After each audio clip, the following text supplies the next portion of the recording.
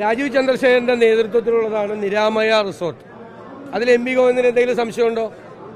സംശയമുണ്ടെങ്കിൽ രാജീവ് ചന്ദ്രശേഖർ കൊടുത്ത രേഖകൾ, അദ്ദേഹം ഓൺ ചെയ്യുന്ന കമ്പനികൾ, അദ്ദേഹത്തിന്റെ ഉടമസ്ഥതയുള്ള കമ്പനികളുടെ ലിസ്റ്റിൽ നിരാമയ റിസോർട്ടുണ്ട്.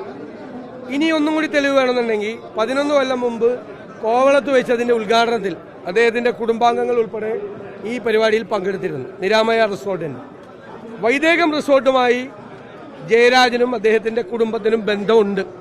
ജയരാജൻ തന്നെ പറഞ്ഞു അഡ്വൈസറാണെന്ന് പറഞ്ഞു.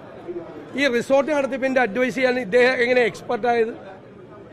അഡ്വൈസർ അദ്ദേഹത്തിന്റെ കുടുംബാംഗങ്ങൾക്ക് ഷെയർ ഉണ്ട്, അദ്ദേഹം അതിന്റെ അഡ്വൈസറാണ്, അദ്ദേഹത്തിന് അതിനായിട്ട് ബന്ധമുണ്ടെന്ന് പറഞ്ഞു. ഇനിയുള്ള സംശയം എന്താ?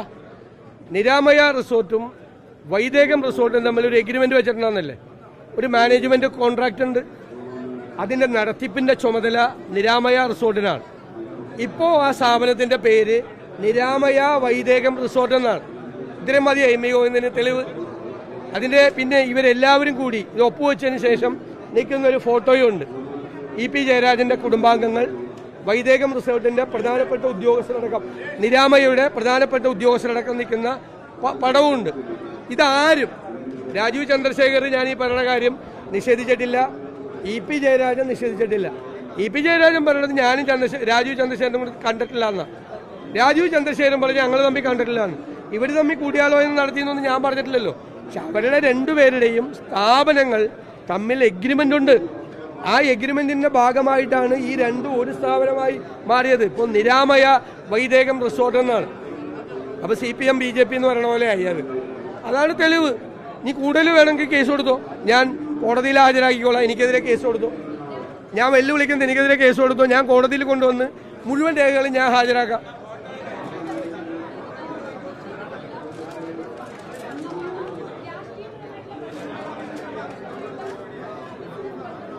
ഞാൻ പറഞ്ഞത് എന്താണ്? ഞാൻ പറഞ്ഞത് കേരളത്തിലെ LDF കൺവീനർ, CPM കേന്ദ്ര കമ്മിറ്റി അംഗം, അദ്ദേഹവുമായിട്ട് ബന്ധമുള്ള സ്ഥാപനവും BJPയുടെ കേന്ദ്രമന്ത്രി, തിരുവനന്തപുരത്തെ സ്ഥാനാർത്ഥി, ഇവർ രണ്ടുപേരുടെയും സ്ഥാപനങ്ങൾ തമ്മിൽ ഒരു മാനേജ്മെന്റ് കോൺട്രാക്ട് ഉണ്ടാക്കി ഒരു പാർട്ട്ണർഷിപ്പ് പോലെ ഒരുമിച്ച്, ഞാൻ പറഞ്ഞതാണല്ലേ ആദ്യം മുതൽ അല്ലേ? അപ്പോ ആ തലത്തിലേക്ക് ബന്ധം മാറി. പിന്നെ അവിടെ ഇൻകം ടാക്സ് റെയ്ഡ് നടന്നു, ED പരിശോധന നടന്നു.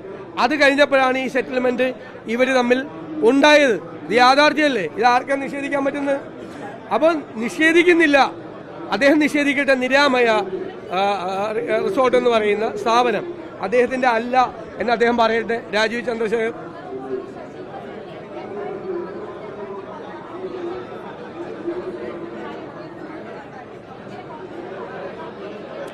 അല്ല, അതെല്ലാവരും എല്ലാ പാർട്ടി. ഇപ്പം ഞാൻ ചോദിക്കട്ടെ, BJPയുടെ എത്ര നേതാക്കൾ കഴിഞ്ഞ ഒരാഴ്ചക്കുള്ളിൽ കോൺഗ്രസിൽ ചേർന്നു? എത്ര പേര് ചേർന്നു?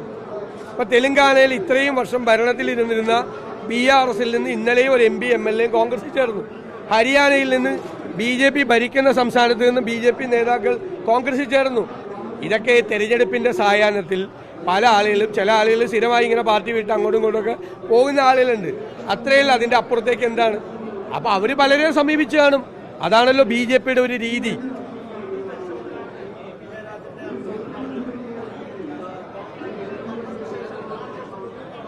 പിന്നെ ഒരു അന്വേഷണം ഇല്ല. അതെങ്ങനെ? രാജീവ് ചന്ദ്രശേഖരന്റെ കൂടി ഉടമസ്ഥതയുള്ള സ്ഥാപനത്തിൽ കയറാൻ ED മുട്ടുവരയ്ക്കും. ED പിന്നെ നിർത്തി, ED ഇൻകം ടാക്സ് ഒക്കെ പിന്നെ നിർത്തി. അപ്പൊ ഇ.പി. ജയരാജൻ ബുദ്ധിപൂർവമായ, അദ്ദേഹത്തിന് അഡ്വൈസർ ആയിരിക്കാൻ പറ്റിയ ഒരാളെ EDയും വന്ന ITയും വന്ന പുള്ളി എങ്ങനെ ഇത് മുമ്പോട്ട് കൊണ്ടുപോകണം? അപ്പൊ അദ്ദേഹം ബുദ്ധിപൂർവമായ ഒരു ഇടപെടൽ നടത്തി ഒരുമിച്ച്. നമ്മളിത് പറയാനുള്ള സാഹചര്യം എന്താ ഉണ്ടായത്? കേരളത്തിൽ BJP ഒരുപാട് സ്ഥലത്ത് 2ാം സ്ഥാനത്ത് വരും എന്ന് കേരളത്തിലെ LDFന്റെ കൺവീനർ പറയാണ്. പിന്നെ തിരുവനന്തപുരത്തെയും ആറ്റിങ്ങലിലെയും തൃശ്ശൂരിലെയും ഉൾപ്പെടെയുള്ള BJPയുടെ സ്ഥാനാർത്ഥികൾ നല്ല ബെസ്റ്റ് സ്ഥാനാർത്ഥികളാണ് എന്ന് LDF കൺവീനർ പറയാണ്. സുരേന്ദ്രൻ പോലും പറഞ്ഞിട്ടില്ല, സുരേന്ദ്രൻ പോലും പറഞ്ഞിട്ടില്ല, BJP നേതാക്കൾ പോലും പറഞ്ഞിട്ടില്ല ഇത്രയും ബെസ്റ്റാണെന്ന്. അതിനേക്കാൾ ബെസ്റ്റാണെന്ന് കേരളത്തിലെ LDF കൺവീനർ, CPM കേന്ദ്ര കമ്മിറ്റി അംഗം പറയാണ്. ഞാൻ പറയുന്നത് അദ്ദേഹം പാവമാണ്. അദ്ദേഹത്തെ കൊണ്ട് പിണറായി വിജയൻ പറയിപ്പിക്കുകയാണ്. BJPയെ സന്തോഷിപ്പിക്കാൻ, BJPയെ സുഖിപ്പിക്കാൻ പിണറായി വിജയൻ ഈ പാവത്തിനെ കൊണ്ട് പറയിപ്പിക്കുകയാണ്. അല്ലാതെ അല്ല അതുകൊണ്ടാണല്ലോ ഞാൻ ചോദിക്കട്ടെ, അവിടുത്തെ അക്കൗണ്ടൊന്നും തുറക്കാൻ പോകുന്നില്ല, അവിടെ നല്ല സ്ഥാനാർത്ഥി മത്സരിക്കുന്നുണ്ട്, ആ UDF സ്ഥാനാർത്ഥി ജയിക്കും. പക്ഷേ അവിടെ നടക്കുന്നത് നിങ്ങൾ അറിയണം. എവിടെ പോയി കരുവന്നൂരിലെ ED അന്വേഷണം? എവിടെ പോയി? ഇപ്പർസിയും എന്ന് പറഞ്ഞുകൊണ്ട് മൊഴിയെടുപ്പിച്ചല്ലോ നിരവധി CPM നേതാക്കളെ. അവരെ എല്ലാം വിരട്ടി നിർത്തിയിരിക്കുകയാണ് EDയെ കൊണ്ട്. വോട്ട് ചെയ്യാൻ വേണ്ടിയിട്ടാണ്. നോക്കാം നമുക്ക്. BJPയും CPM കൂടി ഒരുമിച്ച് കൂടിയാലും തൃശ്ശൂർ ഞങ്ങൾ ജയിക്കും.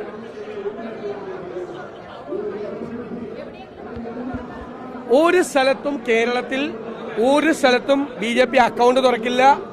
രണ്ടാം സ്ഥാനത്ത് പോലും BJP വരില്ല എന്നാണ് ഞങ്ങളുടെ കണക്കൂട്ടൽ. രണ്ടാം സ്ഥാനത്ത് പോലും കേരളത്തിൽ BJPക്ക് ഒരു സ്പേസും ഇല്ല.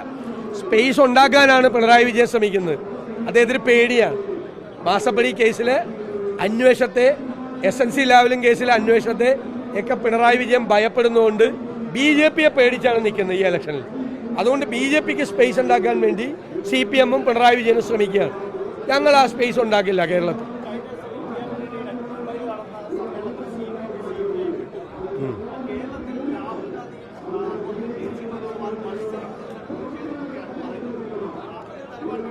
അല്ല, ആ പ്രതിഷേധം ഉണ്ടെങ്കിൽ കോൺഗ്രസ് മുന്നണിയിലാണ് CPMന്റെ 2 സ്ഥാനാർത്ഥികൾ തമിഴ്നാട്ടിൽ മത്സരിക്കുന്നത്.